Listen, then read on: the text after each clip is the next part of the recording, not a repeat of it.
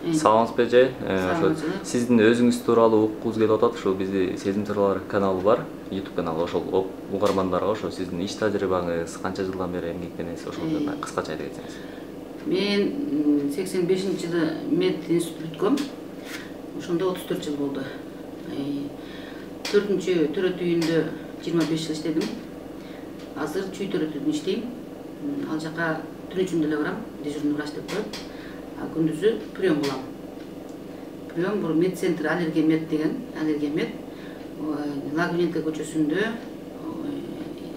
Лагуненко 8, 2-нчи этаж, 17-нчи кабинет. Ушул жерде прием болам. Бул жака мага аялдар жактан гинекологический деп коем, акушерский деп коет, боюнда бар аялдар, боюна бүтпөй жүргөн аялдар, суук тийип, ар түрдүү алдынан жеткилген же болбосо кычышкан мындай жаман выделение келгендер мага келишет. Боюна бүтпөй аткандар, же болбосо дайыма боюнан түшүп аткандар, эрозиясы барлар, поликлиникада иштеген врачтар эле бул жакта иштейм. Ошол суроо болсо. Ошо азыр гинекологиялык жактан кайсы оорулар менен кайрылат көбүнчө айымдар? Гинекологиялык жактан айымдар көбүнчө ошол боюма бүтпөй атат деген. Мен акыркы жылдары ошол бесплодие деп коебуз, бесплодие менен көп иштеп жүрөм. Боюма бүтпөй жүргөндөгү көп аялдар бул келишет. Анан көпчүлүк аялдар бул мага келген аялдар менин кудай эмесмин, мени түшүндүрүп, айтып, себебин айтып, анан каяктан бойго бүтөт, бойго бүткөн үчүн эмне болуш керек деп ошонун баарын айтып, түшүндүрүп, анан аялдардын боюна төрөгөн аялдар бар, аларды төрөткөн мен. Анан биринчиден ошо бесплодие. Анан эрозия деген сөз менен да кайрылышат, бирок эрозия деген бул оору, бул жатындын моюнчасындагы жара. Ал жара өзү оорутпайт. Неге дегенде шейкада чувствительный нервный окончание деп коебуз, ал болбойт, оорутпайт, билинбейт. Аял эрозия менен эгер врачка көрүнбөсө жылдап жашай бериши мүмкүн. Эгер врачка көрүнсө эрозия деп айтса, бул эрозия деген жара.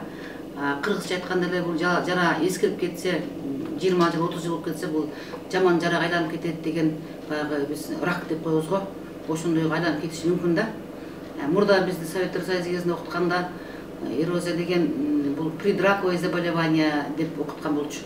Анан предраковое заболевание болгондон кийин муну дарылаш керек, муну жок кылыш керек деп анын жолдору бар, кантип жок кыла тургандын. Криодеструкция деп коебуз, ал азот менен тоңдурабыз. Анан ДЭК деп коет, диатерма электрокоагуляция деп коет, ал ток менен күйгүзөт. Анан азыркы современный мире, современный эми орусча аралашып кетип атам, кечирип койгула, мен мындай орусча окуган үчүн ушундай болуп кетип атат да.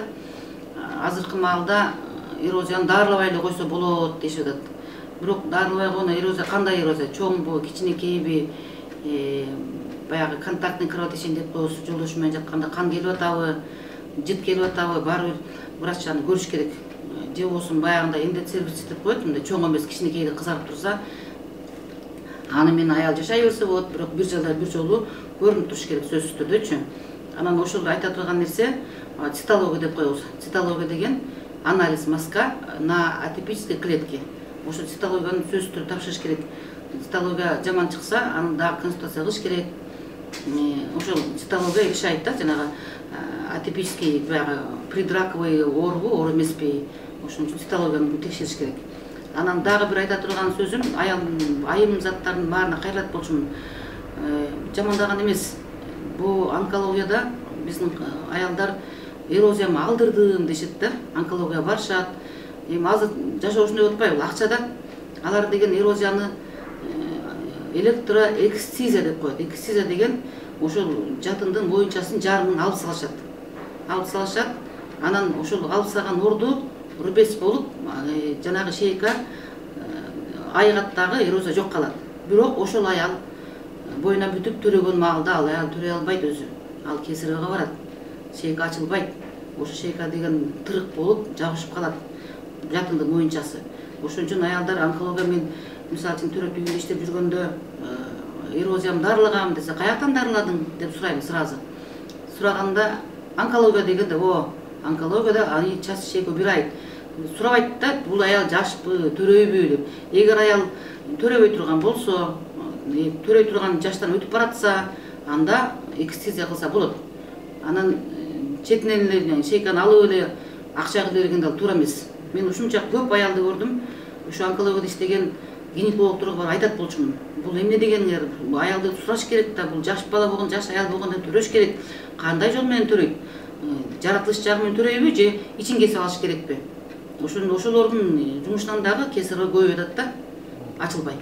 Ошону айтайын деген Мироза тууралуучу. Ошо төрөт курагы боюнча айтып десеңиз, ошо айымдар үчүн ошо азыр төрөт курагы өзү Кыргызстанда баягы несовершеннолетний деп коебуз го.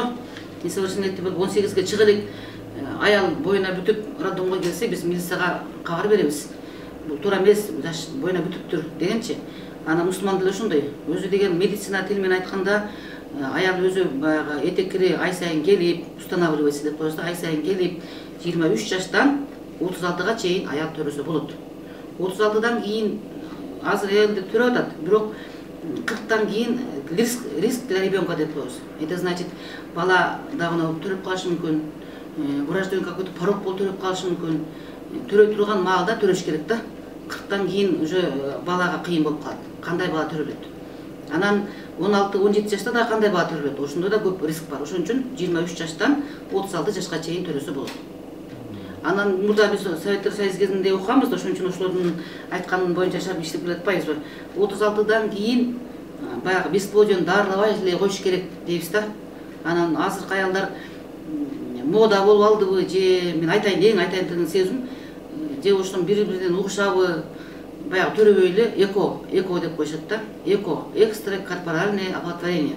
Это значит, аялдын клеткасы менен эркектин клеткасын пробиркада жогуктуруп, экөөнү жогуктуруп, кичинекей бала болгондон кийин клетка ошону аялдын организмине салат. Анан аялдын ичи жатын өсө баштайт. Жатын это плодовместилище, бала өсөт да.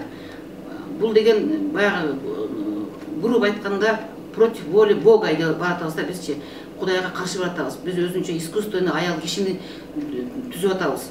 Ал бала төрөлөт, макул төрөлөт, чоңойот. Ошол бала практикада көрүнүп тур, билишет экен элдер. Ошол бала эркек бала болсо баласы тукумсуз болот, аял бала болсо ал төрөбөйт. Антип тиги Кудайдын эмесине каршы барбаш керек. Биз канчалык мелик болуп, канчалык окуп иштесек дагы баары Кудай дейбиз. Мусулман болгондон кийин Кудай табиятта жаратылышка каршы барбаш керек. Жаратылышка каршы эко деген бул мындай кыргызча орусча айтканда выход эмес да. Мен жакында эле телевизордон көрдүм, эми жанагы эме деген бар го, бир артист Фриске, Натты Кемел Фриске эле. Жанна Фриске деген ошол төрөбөй жүрүп, анан эко кылып, анан төрөптүр эркек бала. Америкага барыптыр, эко кылганда ошол баланы сакташ үчүн гормональный деп коебуз, гормондук дарылар көп берет. Өтө көп берип, анан 9 ай ичип, гормонду анан төрөп, ал башка унчукпай ал аял деген организмде тирүү киши да башка органды, мээсиндеги шишикти козгогон. Ошол эконун айынан Жанна Фриске өлдү. Өзү балалы болду, баласын төрөдү, ал берип койду, күйө салды. А бирок мээсиндеги шишик ошонун көбөйүп кетти да. Ошондой эле мээсинде башка шишик болсо деле, шишикпи, давлениеби, сахарын диабетпи, хронический оорулар гормондон козголот. Өзү экоону көп колдонбош керек. Мен экоого каршы. Төрөй албай турган айымдар болсончу, төрөй албай турган айымдар болсо айла жок. О, баса болот экоогочу. Анан жакында эле мен ошо приемго жаш эле келин экен, 93-жылкы. Ата-энесинин атын айтпай эле коеюн, күйөөсү экөө ата-энесинен жашырып эко кылдырыштыр. Алматыга барып, колунда бар да акчасы болгондугу үчүн эко кылыптыр. Ал эко кылган бала түшүп калыптыр боюна. Түшүп калып, анан экинчи жолу эко кылыптыр. Анан экинчи жолу эко кылып, ошо боюнда 37 жума экен. Төрөй турган маал 40 жумада төрөйт да. Ошол маалда келиптир мага төрөтүп бер деп. Мен төрөтүп берем, макул дедим. Бирок эко болгон баланы кесарь кылыш керек. Самостоятельно төрөгөн болбойт. Баягы жаратылыш жолу менен төрөтүп баратканда травма для ребенка деп коебуз.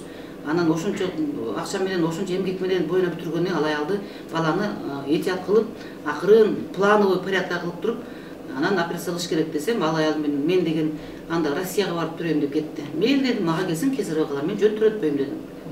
Ошо экоого мен каршымын. Такыр төрөй албай айла жок болсо, анда айла жок, макул. Ал балалуу болот, ошону менен бактылуу болот. А бирок ошол баласы чоңойгондо кандай болот? Ал бала баары бактысыз болот. ошо эркек тууралуу айтайын деген ошол.